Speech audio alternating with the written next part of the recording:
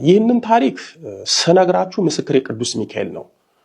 ልጅቷ ወይም የ11 ዓመት ህፃን ልጅ የሆነችው የናዝሬት ልጅ ናት። ይቺ 11 ዓመት ልጅ ትምህርት ቤት እንደሄደች በዛ ወደ ቤት ሳትመለስ ትቀራለች። እናቷ ቤተሰቦቿ መጥፋቷን ሲያውቁ ለፖሊስ ሪፖርት ያደርጋሉ። ልጅቷ ተፈለገ ይታጣች። የልጅቷ እናት ደግሞ ቅዱስ ሚካኤልን ትዘክራለች። ጠዋት ማታ ቅዱስ ሚካኤልን ልጄን አደራ ምንም እንዳትሆንብኝ ጠብቅልኝ፣ ካለችበትም ቦታ አምጣልኝ እያለች ታለቅሳለች። ይቺ 11 ዓመት ልጅ ህፃን ከትምህርት ቤት ስትወጣ ሁለት ሰዎች እንደጨበጧት ታስታውሳለች።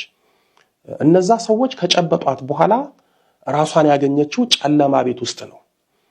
እነዚህ ሰዎች ይቺ ልጅ በአፍዝዝ አደንዝዝ መተት ራሷን እንድትስት አድርገው ቀጥታ ወደ ደብረ ዘይት ለቆሪጥ አጋንንት ሊገብሯት ይዘዋት ሄዱ። ህፃኗ ልጅ እንደነገረችኝ እሷ የነበረችበት ጨለማ ቤት ውስጥ ከሷ በእድሜ የሚያንሱና የእድሜ ኩዮቿ ሌሎችም ህፃናት ነበሩ። ለአንድ ሳምንት እዛ ጨለማ ክፍል ውስጥ ስትቀመጥ ከሷ ጋር አብሯት የነበሩትን ህፃናት አንድ በአንድ በየቀኑ ከዛ ክፍል አውጥተው ይወስዷቸው ነበር። ልጆቹም እያለቀሱ አንዳንዶቹም እምቢ ሲሉ እየጎተቱ እየመቱ ነበረ ይዟቸው የሚሄዱት። ከተወሰነ ደቂቃ በኋላ እጅግ ሰቅጣጭ የሆነውን የልጆቹን ጩኸት ትሰማ ነበረ። ይህንን ነገር ስታይና ስትሰማ ጭንቀቷና ፍርሃቷ እየጨመረ መጣ። በጣም የሚያሳዝነው ይቺ የ11 ዓመት ህፃን ልጅ የት ቦታ እንዳለች፣ ለምን እንደመጣች፣ ምን እንደሚያደርጓት አታውቅም ነበረ።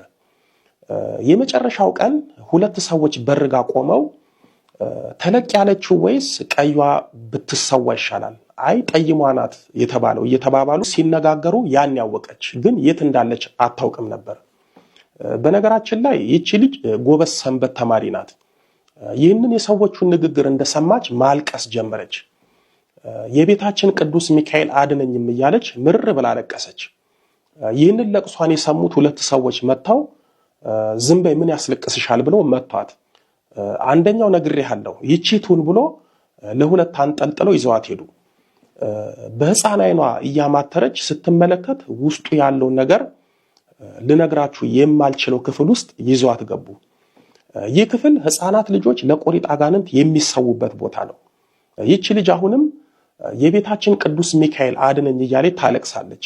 አንደኛው እዚህ ቅዱስ ሚካኤል የሚባል የለም፣ እዚህ ያለው አንቺን የሚቀበልሽ ነው ብሎ ልጅቷን ሊሰዋት የመስዋዕት ክፍል ውስጥ አስቀምጧት ድንገት በሩን ቆልፎ ወጣ አለ።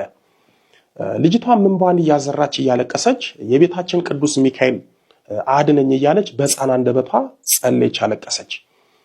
በዚህን ጊዜ ፊቱና ሰውነቱ የማይታይ ግን ብርሃን የሆነ ነገር ለልጅቷ ታያት። ከዛ ብርሃን ውስጥ ወይም ያ ብርሃን አይዞሽ እኔ አለው ምንም አትሆኝም፣ ተከተኝ፣ እናትሽ የምትዘክረኝ ቅዱስ ሚካኤል ነኝ የሚል ድምፅ አሰማት። በፍጥነት ተከተኝ አላት። ልጅቷም የደስታ እንባ እያነባች በብርሃን ተመስሎ የታያትን ቅዱስ ሚካኤልን ተከተለችው። ስትከተለው ሊሰዋት የነበረው ሰው ዘግቶት የሄደውን በር ቅዱስ ሚካኤል በሩን በታምራት ከፍቶላት ልጅቷንም እየመራት ሄደ። በነገራችን ላይ መጽሐፍ ቅዱስ ላይ የተጻፉት አስደናቂና አስገራሚ የእምነት ታምራቶች አንብበናቸው እንድንደነቅባቸው ሳይሆን ለእኛም እንደሚደረጉ ለማወቅ ጭምር ነው። ይቺ ልጅ ቅዱስ ሚካኤል እስራኤልን በብርሃን ፋና እንደመራችው ሁሉ ይቺንም ልጅ በብርሃን ፋና እየመራት ለቆሪጥ አጋንንት ከሚሰዋበት ቤት አወጣት። ቅዱስ ሚካኤልን ቤተክርስቲያን አድርሷት እናትሽ እያለቀሰችብኝ ነው፣ ሰው አዝልሻለሁ፣ አይዞሽ አልለይሽም ብሏት ተሰውራት። ልጅቷም ቤተክርስቲያን ውስጥ ቁጭ እንዳለች አንዲት እህት መታ አነጋገረቻት። ልጅቷም የሆነባትንና ቅዱስ ሚካኤል ያደረገላትን ታምራት ነገረቻት። እሷም ተደንቃ የእናቷን ስልክ ከልጅቷ ተቀብላ ደውላላት ልጅቷን ከእናቷ ጋር በስልክ አገናኘቻት። ከእሷ ጋር እንደሆነች ነግራት እናቷን አረጋጋቻት። ናዝሬት ድረስ ልጅቷን ይዛላት እንደምትመጣ ነገረቻት። ይቺ የተባረከች ሴት ልጅቷን ናዝሬት ድረስ አድርሳት ለእናቷ አስረክባት ወደ ደብረ ዘይት ተመለሰች። በቅዱስ ሚካኤል ታምራት ከሞትና ከቆሪጥ መስዋዕት የተረፈችው ልጅ እዛ ጨለማ ቤት ውስጥ ህፃናት የሚሰውበት ክፍል ያየችው ነገር እንቅልፍና መረጋጋት ስለከለከላት እናቷን ጦጦ ማርያም ይዛት መጣች። ይቺ ልጅ እኔ ጋር 1 ወር ተቀምጣ ጸበል ተጠምቃ ወደ ናዝሬት ሄደች። የወለላይቱ እመቤት ልጆች ይቺ ልጅ ቅዱስ ሚካኤል ባይደርስላት፣ ቅዱስ ሚካኤል ባይታደጋት ኖሮ እንደ ሌሎቹ ሕፃናት የቆሪጥ መስዋዕት ትሆን ነበረ። ለዚህ ነው አባቶቻችን ዝክር አጥር ነው የሚሉት።